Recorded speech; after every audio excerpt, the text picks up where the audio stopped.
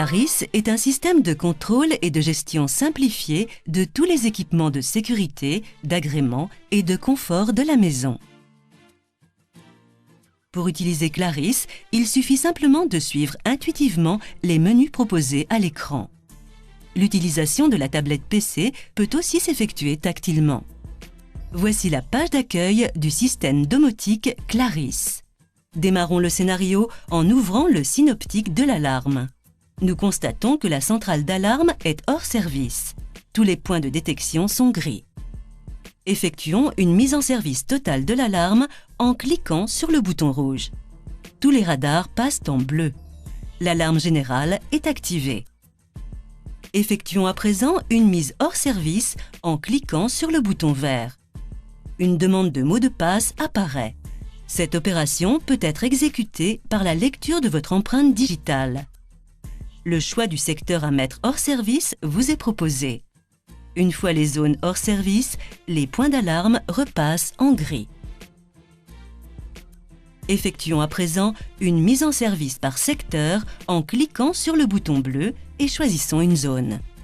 Les radars concernés passent en bleu.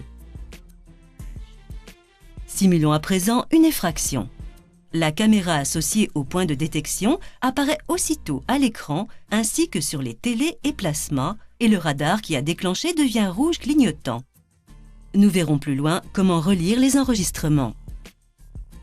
Fermons l'image à l'écran et effectuons une mise hors service. La demande de mot de passe réapparaît, tout le monde n'étant pas habilité à effectuer cette opération. Effectuons l'acquittement de l'alarme en cliquant sur le dernier bouton. L'alarme est à l'arrêt, les radars repassent en gris. De retour sur la page d'accueil, ouvrons à présent le synoptique de la vidéo. Nous apercevons les symboles correspondant aux caméras en place. En cliquant directement sur l'une d'entre elles, nous découvrons son image transmise en temps réel. Pour revenir au plan d'ensemble, nous cliquons sur le premier bouton.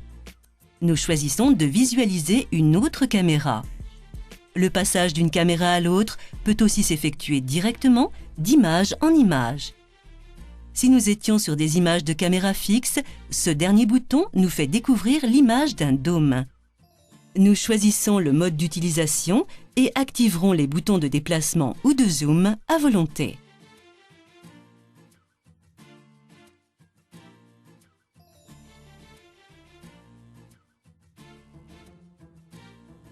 Le second bouton nous permet de relire les enregistrements. Sélectionnez l'heure de l'enregistrement souhaité.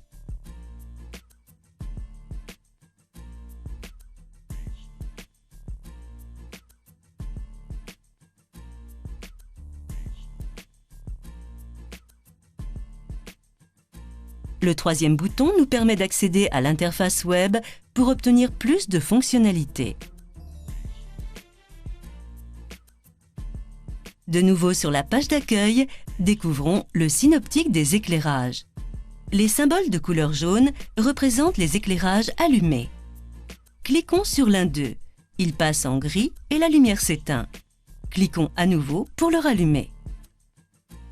De même pour les lumières commandées par un variateur. Mais cette fois, un module apparaît pour vous permettre de couper, allumer et varier les intensités.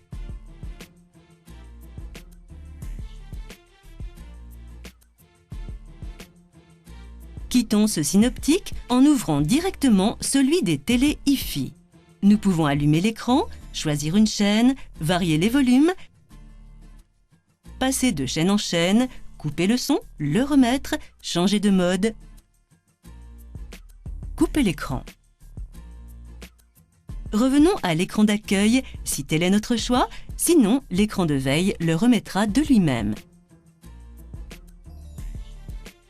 Lors d'un appel portier, l'image apparaît à tout moment sur l'écran. Cette fenêtre nous permet aussi de dialoguer avec le visiteur et de lui ouvrir la porte ou le portail. Clarisse gère aussi les appareils de sonorisation, l'arrosage automatique, la climatisation, les volets roulants et autres systèmes électriques. Et son développement est perpétuel et sans limite.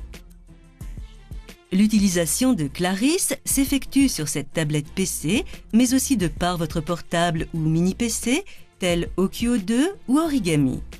Nous pouvons visualiser Clarisse sur les écrans télé ou plasma compatibles. Clarisse pour simplifier la vie chez soi ou pour partir l'esprit tranquille en sachant que vous pouvez agir comme en étant sur place.